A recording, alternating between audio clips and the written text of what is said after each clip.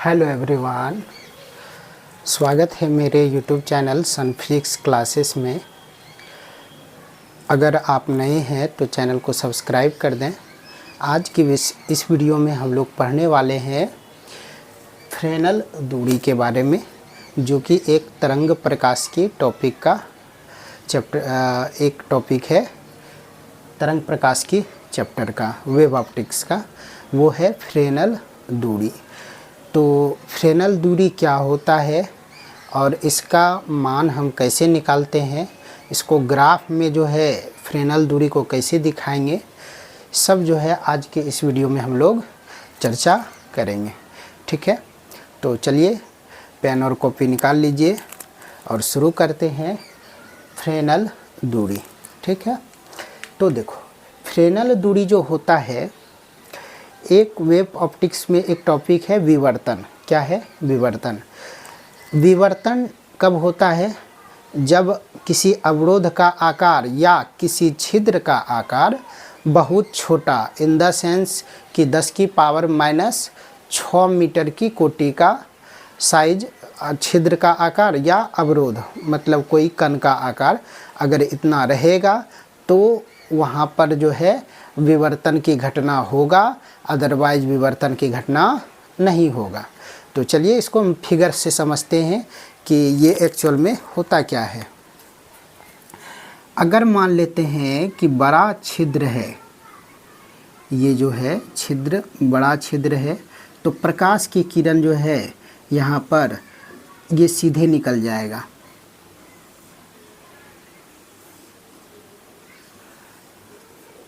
यहाँ पर ये प्रकाश जो है सीधे निकल जाएगा। ये कंडीशन किस में होता है? किरण प्रकाशिकी में।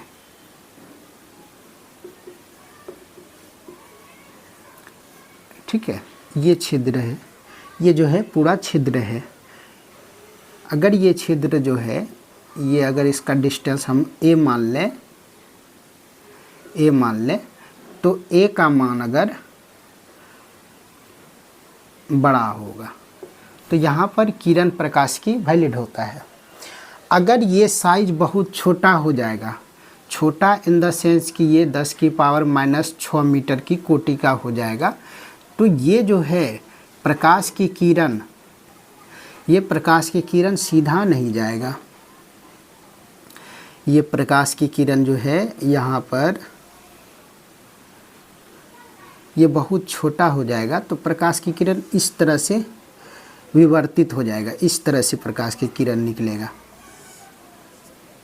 इस तरह से प्रकाश की किरण निकलेगा। इसी घटना को बोलते हैं विवर्तन। क्या बोलते हैं? विवर्तन। इस घटना को क्या बोलेंगे? विवर्तन। तो यहाँ पर जो है किरण प्रकाश की वैलिड नहीं होता है। किरण प्रकाश की यहाँ पर एप्लीकेबल नहीं होता है, यहाँ पर होता है। हाँ, यहाँ पर भी किरण प्रकाश की एप्लीकेबल होता है, वो कुछ ना कुछ डिस्टेंस है, वो उसके बारे में बाद में बात करेंगे। तो सबसे पहला कि अगर ये जो है छिद्र का साइज बड़ा होगा तो वहाँ पर प्रकाश जो है समांतर जो है सीधे निकल जाती है। लेकिन अगर ये छिद्र का जो साइज है 10 की पावर माइनस 6 मीटर की कोटि का होगा, तो ये जो है यहाँ पर जो है प्रकाश इधर समांतर क्रम में आएगी, लेकिन समांतर क्रम में निकलेगी नहीं, ये प्रसारित हो जाएगी, इस तरह से प्रसारित हो जाएगी। इस घटना को बोलते हैं विवर्तन। क्या बोलते हैं? विवर्तन। ठीक है, अब हम जानेंगे कि ये फ्रेनेल दूरी एक्चुअल में होता क्या है। इतना समझ में आ गया? ठीक है, इसको हम मिटाते हैं, इसको हम मिटा देते हैं। अब इसका जो है बड़ा रूप बनाते हैं। यहाँ पर जो है इसको हम लार्ज व्यू बनाते हैं, इसका लार्ज व्यू बनाना है।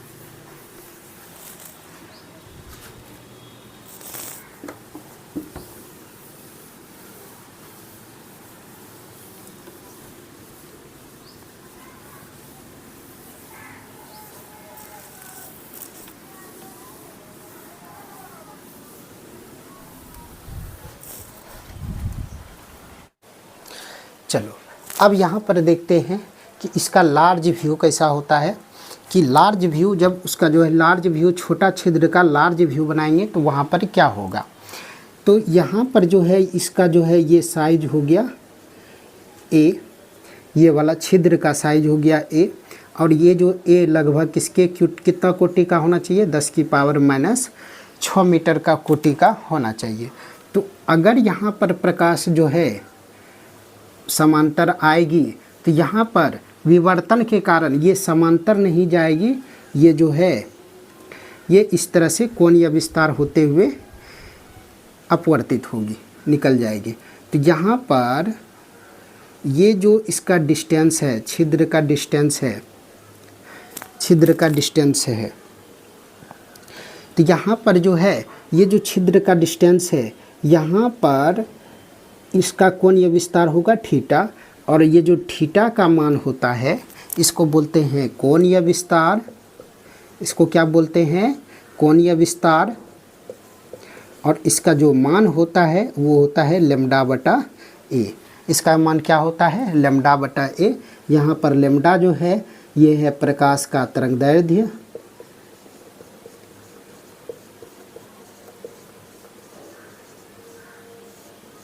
और ए जो है ये हो गया छिद्र का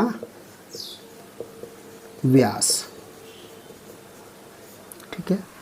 अब यहाँ पर जो है जहाँ पर कटा, ये मतलब ये जो जहाँ पर कटा, इसका अर्थात ये हुआ कि छिद्र का जो व्यास है, जहाँ पर छिद्र का व्यास और कोणीय विस्तार बराबर हो जाए, मतलब ये डिस्टेंस जो है, ये डिस्टेंस अगर ए डैश मान लें, जिस बिंदु पर ए डैश और ए बराबर हो जाए तो छिद्र से ये जो बिंदु है इसके बीच का जो दूरी, इसको बोलते हैं जेड, और इसी जेड का नाम है फ्रेनल दूरी। इसका नाम क्या है, फ्रेनल दूरी।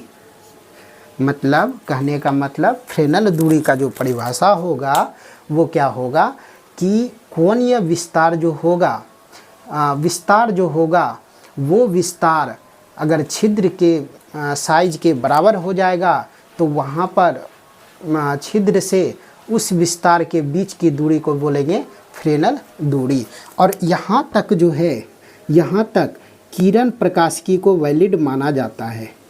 किरण प्रकाशिकी कहने का मतलब ये हुआ कि यहाँ तक जो है प्रकाश समांतर रेखा में गमन करती है, यहाँ तक हम मान सकते हैं।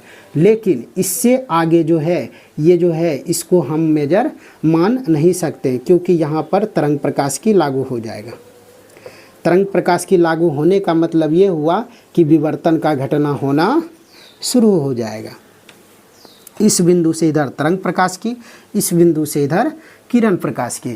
किरण प्रकाशिकी कहने का मतलब यही हुआ कि ये अगर समांतर अक्ष में प्रकाश की किरण आती है, किरण प्रकाशिकी में प्रकाश जो है समांतर रेखा में चलती है, तो यहाँ तक जो है एक्चुअल में समांतर रेखा में नहीं चल रही है। एक्चुअल में कैसे चल रही है, विस्तार, ये देखो विस्तार हो रहा है, लेकिन यहाँ तक हम जो है समांतर रेखा में चलती है मान सकते हैं इस घटना में। तो जहाँ तक समांतर रेखा में किरण प्रकाशिकी को मान सकते हैं, कहाँ तक मान सकते हैं, जब ये छिद्र का साइज और विस्तार का साइज बराबर हो जाएगा, उस बिंदु पर, उस बिंदु तक किरण प्रकाशिकी को वैध माना जाता है। और जो छिद्र से वह जो बिंदु है उसके बीच की दूरी को फ्रेनल दूरी कहते हैं।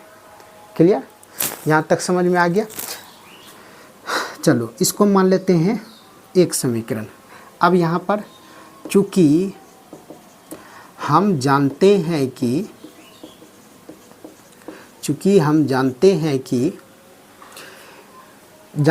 कि कोण बराबर क्या होता है, कोण बराबर होता है चाप बटे त्रिज्या। अब यहाँ तो सर चाप जो है दिख ही नहीं रहा है, तो यहाँ पर क्या होगा, यहाँ से जो छोटा सा चाप होगा, चूँकि ये साइज जो है इतना छोटा है कि इसमें जो है यहाँ पर जो चाप बनेगा, ये चाप और ये जो है ये डिस्टेंस को लगभग बराबर मान लेंगे। ये डिस्टेंस बहुत ही कम अंतर का होगा, इसलिए चाप की लंबाई के जगह पर क्या दे देंगे, ए डैश दे देंगे बराबर कोण के जगह थीटा दे देंगे और त्रिज्या चूँकि ये वाला डिस्टेंस और ये डिस्टेंस ये साइज बहुत छोटा है तो ये डिस्टेंस और ये डिस्टेंस लगभग बराबर हो जाएगा, इसीलिए त्रिज्या के जगह पर क्या दे देंगे जेड दे देंगे। तो ये समीकरण सेकंड हो गया। ठीक है, अब समीकरण 1 और 2 से थीटा की जगह पर रख दो लैम्डा बटा ए बराबर ए डैश बटे जेड, ये हो गया। चूँकि फ्रेनल दूरी ZF के लिए ए बराबर ए डैश होना चाहिए, ए बराबर ए डैश होना चाहिए। तो ए डैश का मान यहाँ से क्या हो जाएगा, इसको भी बराबर रख दो तो ए लैम्डा बटे ए बराबर ए बटे फ्रेनल है इसीलिए इसको ZF लिख दो। जेड के जगह पर क्या लिख देंगे ZF। तो यहाँ से ZF का मान क्या आ गया, कोना कोनी गुना करेंगे तो ए स्क्वायर बटे लैम्डा आ गया। क्या आ गया, ए स्क्वायर बटे लैम्डा आ गया। समझ में आ गया। तो ये जो ZF डिस्टेंस है ये डिस्टेंस यही है, इसको हम यहाँ पर ZF भी लिख सकते हैं। ये डिस्टेंस और ये डिस्टेंस बराबर हो जाएगा, जहाँ पर वो डिस्टेंस को बोलेंगे फ्रेनल दूरी। और फ्रेनल दूरी जो है, फ्रेनल दूरी के अंदर ही किरण प्रकाश की वैध माना जाता है। फ्रेनल दूरी के बाद का डिस्टेंस में वो किरण प्रकाश की वैध नहीं रहता है, यहाँ पर क्या वैध रहता है, तरंग प्रकाश की वैध रहता है। ठीक है, तो ये क्वेश्चन जो है बिहार बोर्ड में कई बार पूछा गया है, इसको आप लोग अच्छे से याद कर सकते हैं, कर लीजिए। ZF बराबर क्या होता है, ए स्क्वायर बटे लैम्डा। क्लियर, चलो इसको कॉपी करो। अब हम इस पर जो है एक न्यूमेरिकल्स करते हैं कि इस पर जो है न्यूमेरिकल्स कैसे आता है बिहार बोर्ड में या अन्य कंपटीशन में, वो हम बात करेंगे। पहले इसको कॉपी करो।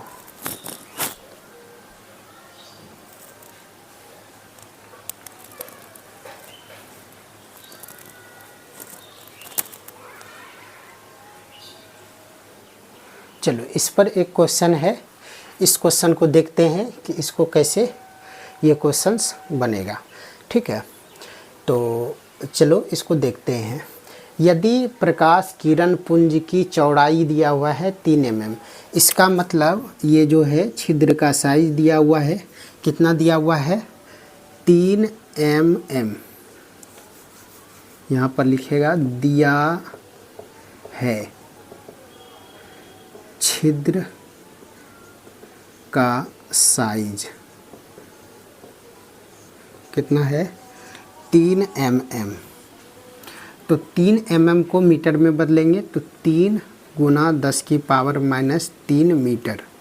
यहाँ पर लिख लेना कि 1 mm बराबर कितना होता है 10 की पावर -3 मीटर होता है। उसके बाद तरंग दैर्ध्य दिया है, तरंग दैर्ध्य ये दिया हुआ है कितना 500 नैनोमीटर। 1 नैनो बराबर होता है 10 की पावर -9। तो यहाँ से 500 गुना 10 की पावर -9 मीटर हो गया, ये दोनों हो गया। अब यहाँ पर फ्रेनल दूरी ZF का जो फॉर्मूला होता है वो क्या निकला, A square divided by lambda, A square divided by lambda निकला। तो एक ए का मान 3 गुना 10 की पावर -3 का होल स्क्वायर, लैम्डा का मान 500 गुना 10 की पावर -9। इसको जब सॉल्व करेंगे तो 3 तिया 9 गुना 10 की पावर -6 डिवाइडेड बाय 5 गुना 10 की पावर 2 और -9 -7 हो गया। अब यहाँ पर क्या करेंगे,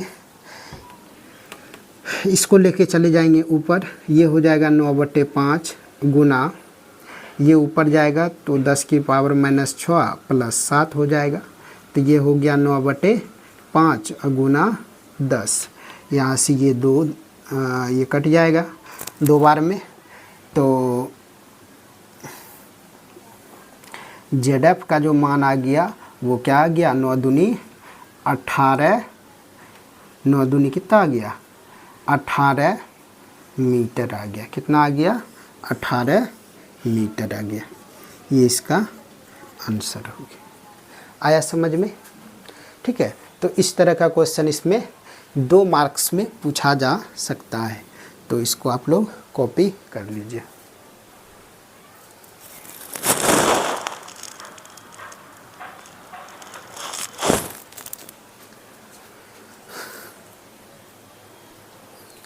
हो गया कॉपी। तो इस वीडियो को यहीं समाप्त करते हैं।